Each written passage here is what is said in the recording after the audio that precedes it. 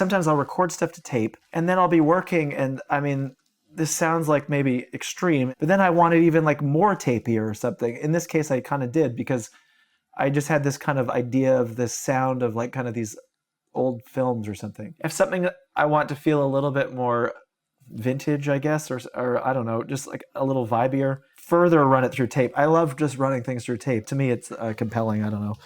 It's just a fun activity. So for instance, this tape, pretend I wanted it. It's got this snappiness to it. Maybe I want to chill it out a little bit, give it a little bit more of a vibey feeling. I might just take it and let's just do it real quick. You don't have to do it with like an expensive tape machine. You can do it with like a cassette deck. So let me just rewind this tape real quick. I just like kind of abusing tape machines in some ways sometimes, because you can get kind of a lot of cool stuff out of tape machines, you know, just by any tape machine you can screw with. I mean, I love little cassette decks and stuff like that. They all sound cool. But what I do like to do is just like, for instance, this tape machine here, I can run at very speed. And then I like to just really crank it down. So it's crawling. I don't even know what speed this is, but it's slow. Sometimes as slow as I can go, because then you can get some weird things out of it. So for this snare drum here, if I run it through that tape machine ultra slow,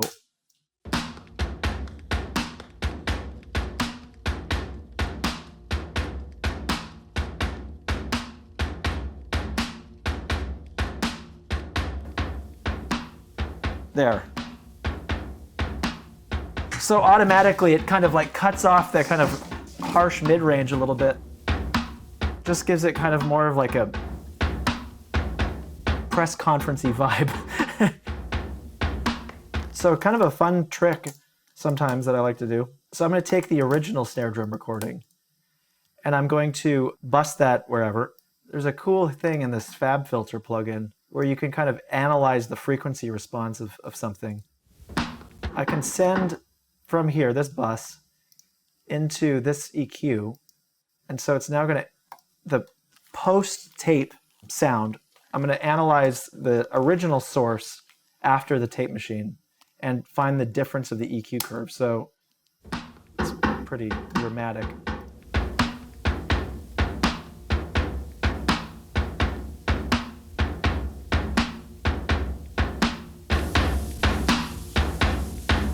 So by putting that EQ curve on, you're getting it back to a little bit closer to what the original source was. But now I can take this EQ and put it before the tape machine. So now I'm pushing the tape machine in the frequencies that it's losing a little bit harder, which is kind of a fun technique, because then you can, there's this gain scale thing. You can kind of like bring it back to its original frequency response a little bit more.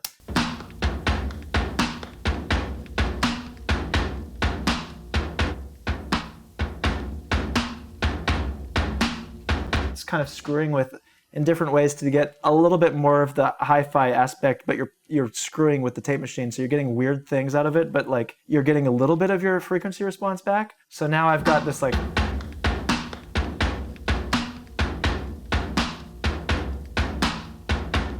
snare drum that's a little bit back to its original sound, but if I take off the tape machine, yeah, that's still like a little bit kind of harsh and whatever, and by doing this, you're kind of getting a little bit of that back.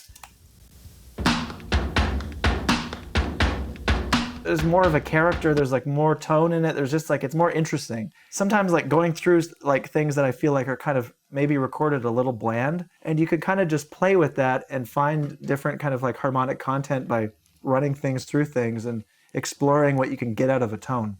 Sometimes I go way too far and I listen to it and it just sounds like a soggy nightmare, but I like to have all these different kind of sounds that I can play with, because you can end up with something kind of just kind of interesting that doesn't sound just like a recorded instrument, you know, it's like got a vibe.